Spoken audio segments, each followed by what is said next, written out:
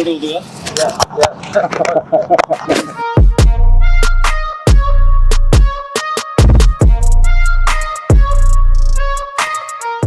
భజే వాయువేగం.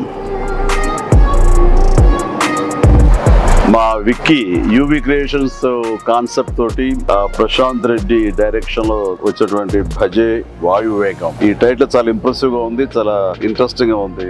ఈ సినిమాలో ప్రత్యేకించి మా శిష్యుడు, మా అభిమాని కార్తికేయ హీరోగా నటిస్తున్న సినిమా ఇది. అండ్ తను నాకు ప్రత్యేకం. దానికి చాలా కారణాలు ఉన్నాయి.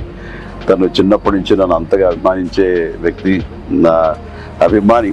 ఒక హీరోగా ఇలాంటి మంచి సినిమా చేయడం అంటే అది ఎప్పుడు బాగుండాలని మనస్ఫూర్తిగా నేను కోరుకుంటాను. ఆ రకంగా నా best wishes always will B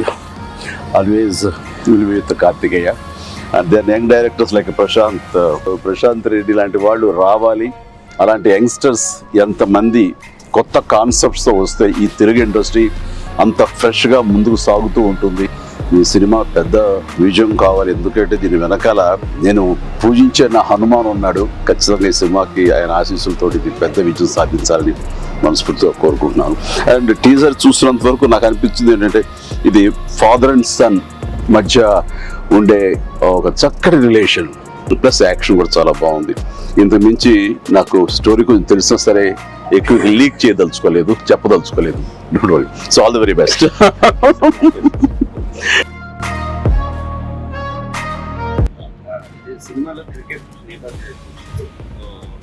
మీరు ఎప్పుడన్నా సరదాగా క్రికెట్ చిన్నప్పుడు?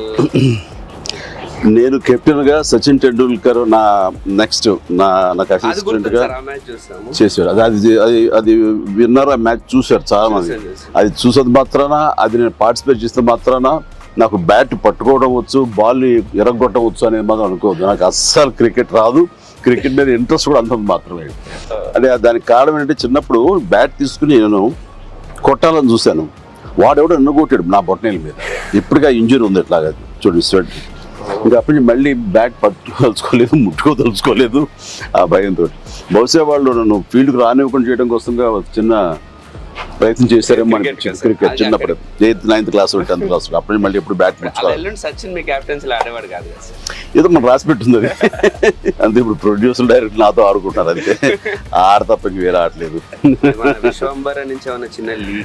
ఇస్తాను, త్వరలో ఇస్తాను. ఎవరు చెప్పు, లీక్ చేస్తాను. లీక్ చేయకుండా ఉంటానా?